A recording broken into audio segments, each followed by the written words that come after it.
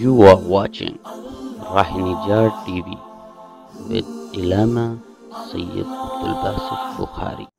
اعوذ باللہ من الشیطان الرجیم بسم اللہ الرحمن الرحیم صلو علی الحبیب اللہم صلی علی سیدنا و مولانا محمد وعلی آل سیدنا و مولانا محمد وبارک وسلم وصلی علیہ۔ آیت مبارکہ آپ حضرات کے سامنے لکھی ہوئی ہے، میرے ساتھ مل کے پڑھیے۔ بسم اللہ الرحمن الرحیم۔ یا ایہا الذین آمنوا کتب علیکم القصاص فی القتلی الحر بالحر والعبد بالعبد والانثى بالانثى فمن عفی له من اخیہ شیء فاتباع بالمعروف وَأَدَاءٌ إِلَيْهِ بِإِحْسَانٍ ذَلِكَ تخفیف من ربکم ورحمہ فمن اعتدى بعد ذلك فلہ عذاب علیم۔ صدق اللہ مولانا العظیم۔ ترجمہ سماعت فرمائیے۔ لاریب کلام میں رب ذوالجلال ارشاد فرماتے ہیں، اے ایمان والو، تم پر مقتولین کے خون کا بدلہ لینا فرض کیا گیا ہے، آزاد کے بدلے آزاد، غلام کے بدلے غلام، عورت کے بدلے میں عورت۔ سو جس قاتل کے لیے اس کے بھائی کی طرف سے کچھ معاف کر دیا گیا تو اس کا دستور کے مطابق مطالبہ کیا جائے اور نیکی کے ساتھ اس کی ادائیگی کی جائے۔ یہ حکم تمہارے رب کی طرف سے تخفیف اور رحمت ہے۔ پھر اس کے بعد جو حد سے تجاوز کرے اس کے لیے دردناک عذاب ہے۔ اور پھر ایک اور آیہ مقدسہ، وَلَكُمْ فِي الْقِصَاصِ حَيَاةٌ يَا أُولِي الْأَلْبَابِ لَعَلَّكُمْ تَتَّقُونَ۔ اے عقل مند لوگو، تمہارے لیے خون کے بدلے میں زندگی ہے تاکہ تم ناحق قتل کرنے سے بچو۔ یہ ان آیات کا ترجمہ ہے۔ یاد رکھیں کہ جو قصاص ہے اس کی اصطلاحی تعریف یہ ہے کہ قاتل سے، مقتول جو ہوتے ہیں یہ قاتل سے اس کا بدلہ لیتے ہیں۔ جیسے فرمایا کہ آزاد کے بدلے آزاد، غلام کے بدلے غلام اور عورت کے بدلے عورت۔ یہ اس کا اصطلاحی ترجمہ ہے۔ ویسے قصاص کا معنی ہے برابری کرنا۔ اب یہاں پر یہ معنی وہ کیسے اپلائی کیا گیا؟ عربی لغت چونکہ بڑی فصیح ہے اور قصاص کا معنی برابری ہے، اسے اس لیے اس معنی میں لیا گیا کہ جب کوئی شخص قتل ہو جاتا ہے، مقتول کے ورثاء قاتل کی تلاش میں رہتے ہیں اور پھر اس قاتل کو بھی قتل کرتے ہیں، تو یوں دونوں برابر ہو جاتے ہیں، دونوں طرف سے معاملہ خاندانوں کی طرف سے برابر ہو جاتا ہے۔ اس لیے قصاص کا معنی برابری ہے اور اس معنی میں لیا گیا ہے۔ زمانہ جاہلیت میں دو قبیلے آپس میں لڑتے، ایک معزز قبیلہ ہوتا اور دوسرا پسماندہ، اس سے تھوڑا کم۔ تو پسماندہ قبیلے کا غلام معزز قبیلے کے غلام کو قتل کر دیتا تو معزز قبیلہ کہتا تھا کہ ہم غلام کے بدلے میں آزاد شخص کو قتل کریں گے، یعنی غلام کے بدلے میں برابری نہیں کریں گے، آزاد کو قتل کریں گے۔ اسی طرح پسماندہ لوگوں کا کوئی قتل ہو جاتا تو وہ معزز قبیلے سے یہ ڈیمانڈ کرتے کہ ہم بھی آپ کا آزاد بندہ قتل کریں گے۔ فرمایا کہ قرآن تمہیں واضح طور پر یہ آیات میں بتلا رہا ہے کہ برابری اس کو کرنی ہے، یہ نہیں کہ ایک طرف سے غلام قتل ہوگا دوسری طرف سے آزاد، ایک طرف سے ذمی ہوگا دوسری طرف سے مسلمان، ایسا نہیں ہوگا۔ برابری کی سطح کو قرآن حکیم نے بیان فرمایا، اللہ وحدہ لم یزل نے احکامات جاری فرمائے۔ سورہ مائدہ میں فرمایا جان کا بدلہ جان ہے، آنکھ کا بدلہ آنکھ ہے، کوئی کسی کو زخمی کر دیتا ہے تو آنکھ کا بدلہ آنکھ، ناک کا بدلہ ناک، کان کا بدلہ کان، دانت کا بدلہ دانت، اور ہر زخم کے بدلے میں زخم ہے۔ یہ فیصلہ قرآن حکیم نے واضح طور پر فرما دیا۔ حضرت شیر خدا کرم اللہ وجہ الکریم نے فرمایا سنت یہ ہے کہ مسلمان کو ذمی کے بدلے قتل نہ کیا جائے۔ اگر ایک ذمی قتل ہوتا ہے پھر مسلمان کو قتل نہ کیا جائے اور نہ آزاد کو غلام کے بدلے میں قتل کیا جائے۔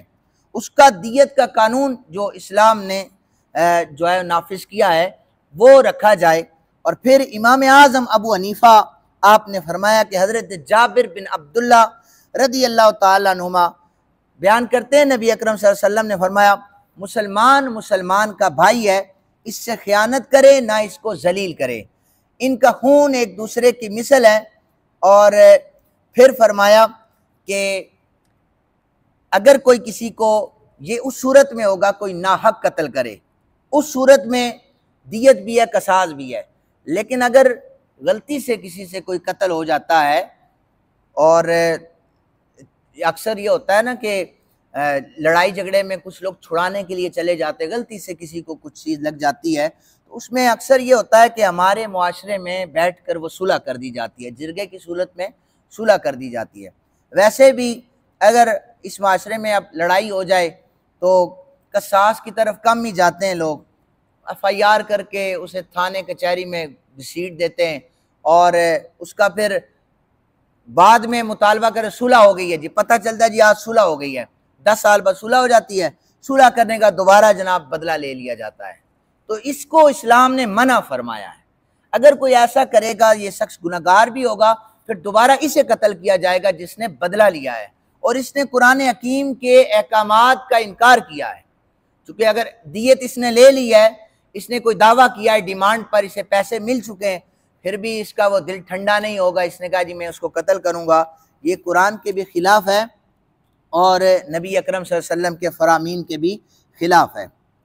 حضور نے منع فرمایا کہ اگر کسی شخص کو قتل سے کوئی زخم آتا ہے تو وہ اینٹ سے بدلہ لیتا ہے، فرمایا ایسا بھی نہیں ہوگا۔ قصاص کا مطلب برابری ہے، کوئی قتل سے زخمی کرے گا تلوار سے تو تلوار ہی سے اسے زخمی کیا جائے گا، اور اگر کوئی اینٹ مارے گا تو اسے اینٹ ہی سے اس کا جواب دیا جائے گا۔ لیکن سید عالم صلی اللہ علیہ وآلہ وسلم نے ذرا سنیے گا کہ آپ نے یہ احکامات قرآن پاک کے تھے، آپ نے عفو و درگزر کی مثال قائم کر کے بتایا۔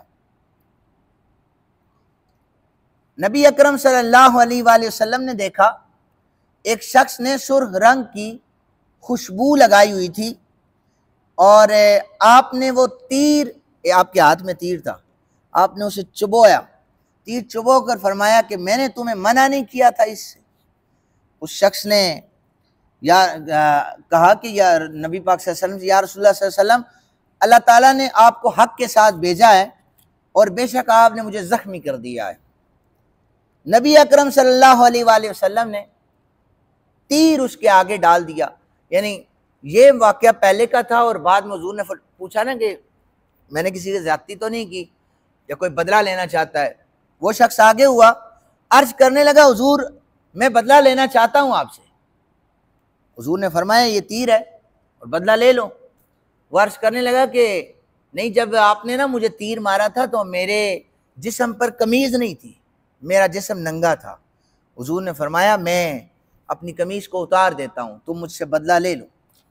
آقا کریم صلی اللہ علیہ وآلہ وسلم نے اپنی قمیض مبارک کو اتارا، صحابہ دیکھ رہے تھے کہ یہ بدلہ لینا چاہتا ہے، اور پریشان بھی تھے کہ آقا کریم صلی اللہ علیہ وآلہ وسلم جو ہے وہ بیماری کی حالت میں اور اب یہ بدلے کی ڈیمانڈ کر رہا ہے۔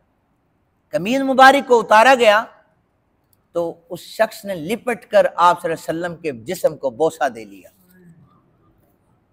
صحابہ کرام حیران تھے کہ اس نے یہ عمل کیوں کیا ہے، تو وہ کہنے لگا کہ میں نے سن رکھا تھا جس نے مہر نبوت کو چوما ہے جہنم کی آگ اس پر حرام ہو جاتی ہے، تو میں نے کہا کہ موقع اس سے فائدہ اٹھاؤں، غنیمت جانوں، اور میں اس انداز سے سرکار دو عالم صلی اللہ علیہ وسلم کے پیش آیا۔ اور پھر فرمایا کہ اگر کوئی بادشاہ ہے نا، وقت کا سلطان ہے، وہ بھی اگر رعایا پر کسی قسم کا ظلم کرتا ہے تو اس سے بھی قصاص اسی طرح لیا جائے گا۔ یہ حضرت فاروق اعظم رضی اللہ تعالی عنہ کا دور تھا، اور حضرت ابو موسیٰ رضی اللہ تعالیٰ عنہ آپ کے حوالے سے شکایت پہنچی حضرت فاروق اعظم کو۔ بتایا گیا کہ حضرت ابو موسیٰ نے یہ کیا کہ مال غنیمت آیا، ایک شخص کو دے دیا، کچھ حصے میں کمی پیشی تھی، تو اس نے ڈیمانڈ کی، تو حضرت ابو موسیٰ نے 20 کوڑے اسے مارے اور اس کا سر بھی مونڈ دیا۔ تو اس شخص نے وہ بال جمع کیے اور سیدھا حضرت عمر بن خطاب رضی اللہ تعالیٰ عنہ کی بارگاہ میں آ کے شکایت کی۔ اب حضرت ابو موسیٰ جو تھے وہ اس جگہ کی ان کے پاس گورنر ہی موجود تھی، وقت کا گورنر، شکایت لگانے والی رعایا پہنچ چکی ہے پرائم منسٹر کے پاس، حضرت میرے ساتھ یہ معاملہ ہوا ہے۔